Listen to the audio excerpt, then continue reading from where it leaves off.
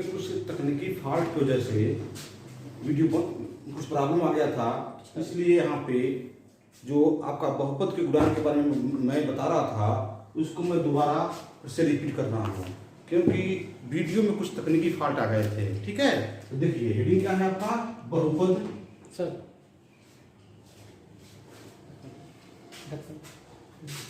बहुपद। हेडिंग क्या है आपका, बहुपद के गुणांक। क्या हेडिंग है, बहुपद के गुणांक। तो बहुपद के गुणांक को समझने से पहले गुणांक क्या होते हैं, जिसे इंग्लिश में हम कोफिशिएंट कहते हैं, उसको समझना बहुत आवश्यक है। ठीक है, तो सबसे पहले मैं क्या कर रहा हूँ, सबसे पहले मैं गुणांक का डेफिनेशन दे रहा हूँ आपको। देखिए यहाँ पे हेडिंग हो गया आपका गुणांक किसे कहते हैं। तो देखिए जब लिख रहा हूँ, जब किसी चर में अचर से गुणा किया जाता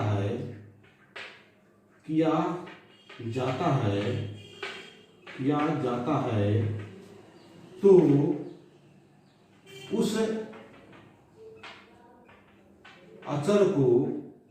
उस अचर को चर का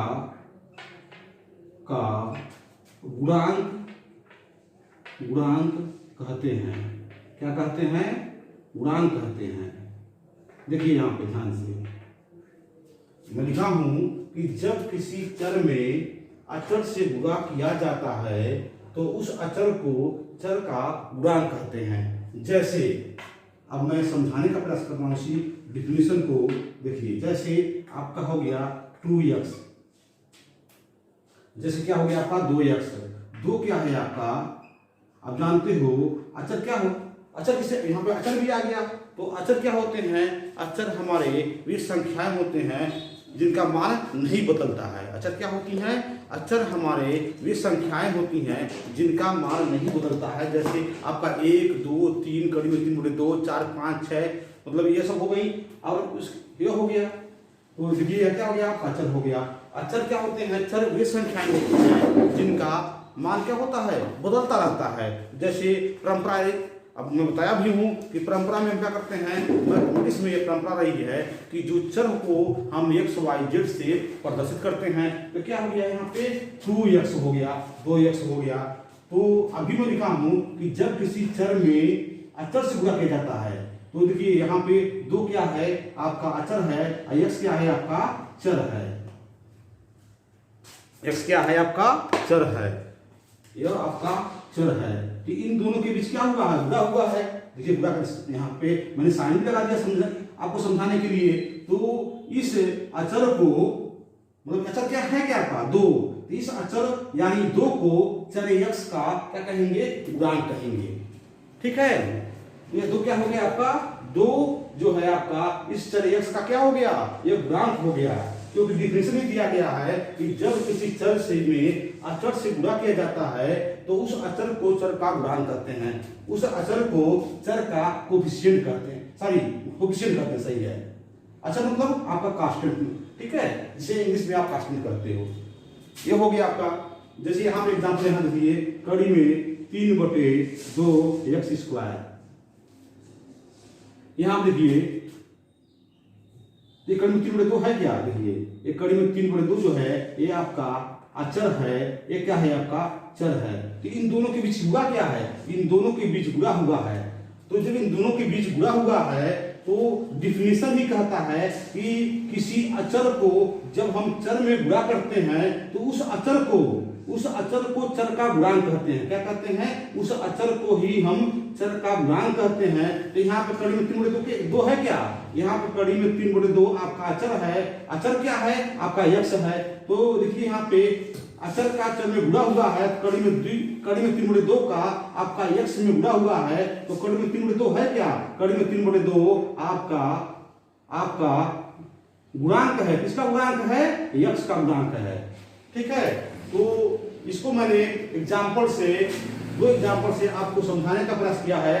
मैंने फिर से यहाँ पर मैं रिपीट भी कर रहा हूँ कि जब किसी चर में अचर से गुणा किया जाता है तो उस अचर को क्या कहते हैं, चर का गुणांक कहते हैं। देखिए यहाँ पे चर ये क्या है, ये अचर है, ये चर है, इसका गुणा, तो अचर में अचर का गुणा हुआ है, इस अचर को मतलब इस दो को हम यक्स का क्या कहेंगे, गुणांक कहेंगे। यहाँ देखिए कड़ी में 3 गुणे 2 और यक्स का क्या हुआ है, आपस में गुणा हुआ है, तो कड़ी में 3 गुणे 2 क्या हो गया, इस यक्स का आपका गुणांक हो गया। ठीक है, इसे 2 एग्जाम्पल से आपको मैंने गुणांक को समझाने का प्रयास किया है।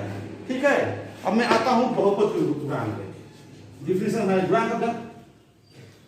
तो गुणांक आपको समझ में आ गया। अब मैं आता हूं बहुपद के गुणांक। प्रत्येक बहुपद में जो प्रत्येक पद होते हैं, प्रत्येक बहुपद में चर के प्रत्येक पद को या प्रत्येक बहुपद में जो पद होते हैं सभी के गुणांक होते हैं।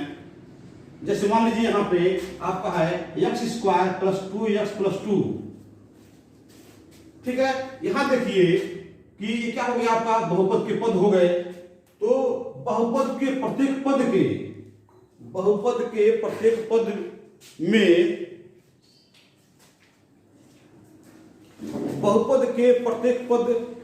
में गुणांक होता है। कहने का मतलब यह है कि बहुपद के प्रत्येक पद में चर का गुणांक होता है। इसी को हम लिख सकते हैं यहाँ पे x² + 2x + 2x पे 0। आप जानते हो कि x पे 0 का मान कितना होता है, आप घातांक के नियम से 8 में पढ़ चुके हो कि x पे पावर 0, x पे घात 0 का मान 1 होता है। तो देखिए यहाँ पे x² का गुणांक कितना है, x² का गुणांक आपका देखिए यहाँ पे एक छुपा हुआ है, तो x² का गुणांक 1 हो गया। उसी तरह आपका x का गुणांक कितना हो गया, x का गुणांक कितना हो गया, आपका 2 हो गया। और x पे 0 का गुणांक कितना हो गया, x पे 0 का गुणांक क्या हो गया, आपका 2 हो गया। ठीक है, तो अभी भी डिफिनेशन दिया गया है कि चर और अचर के गुणनफल को क्या कहते हैं हम। देखिए, जब चर और अचर का गुणनफल होता है तो जो अचर होता है उसे ही हम कहते हैं चर का गुणांक कहते हैं। देखिए यहाँ पे x² है, तो x² और एक देखिए x² का गुणांक क्या है, 1 है, क्योंकि x² का 1 से गुणा हुआ है। यहाँ पे देखिए x का जो गुणांक है 2 है, क्योंकि x का 2 से गुणा हुआ है। यहाँ पे x पे पावर 0 का गुणांक जो है 2 है, क्योंकि x पे पावर 0 का गुणांक किससे हुआ है, 2 से हुआ है। x पे पावर 0 का मान कितना होता है, 1 होता है। ये आप जानते हो, आपको यह इसको 8वीं में बता दिया गया है कि x पे पावर 0 का मान 1 होता है। तो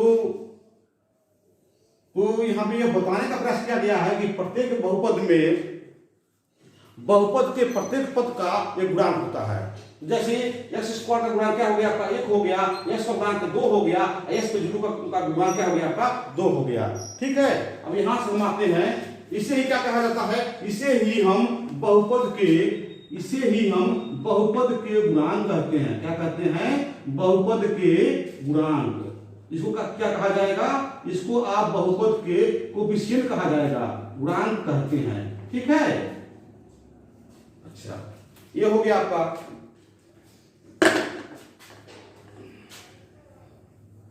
उसी तरह आपका एक एग्जाम्पल मैं और ले रहा हूं।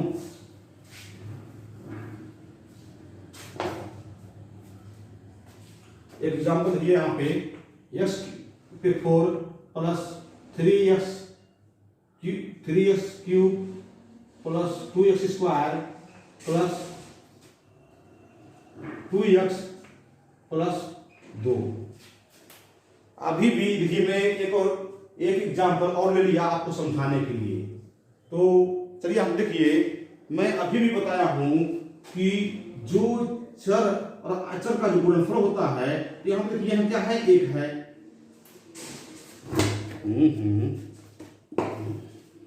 यह क्या है, यहाँ पे 1 है। तो यहाँ क्या हुआ है, देखिए यहाँ भी आपका देखिए ये क्या हो गया, मैं इसको तोड़ दे रहा हूं।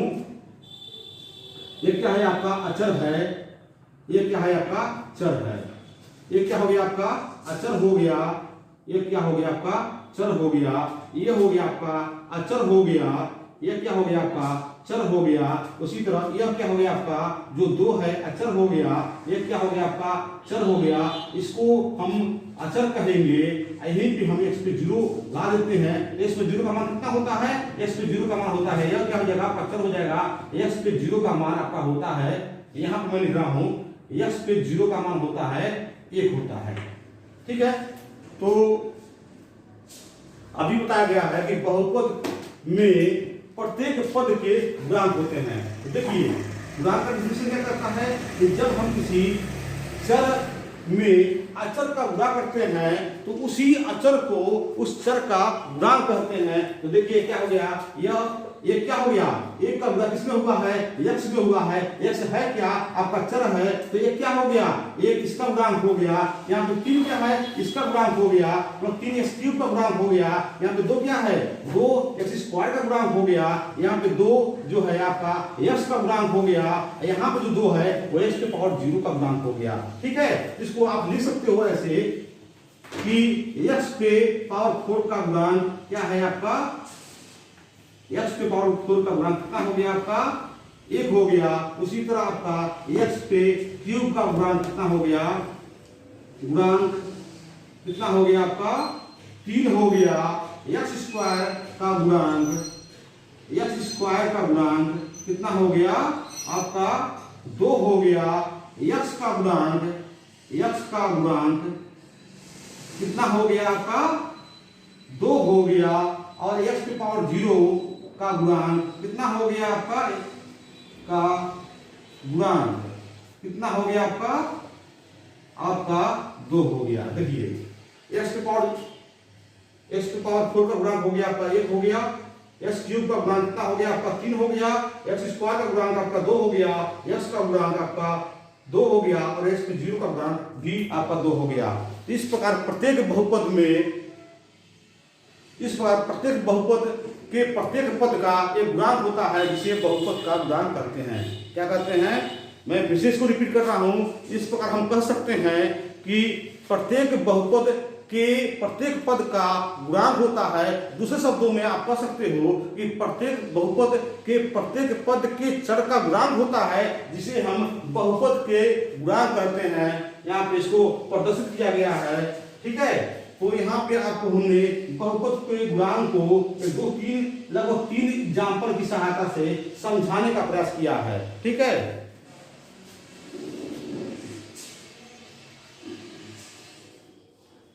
तो यहाँ पे अब आज के लिए बस इतना ही।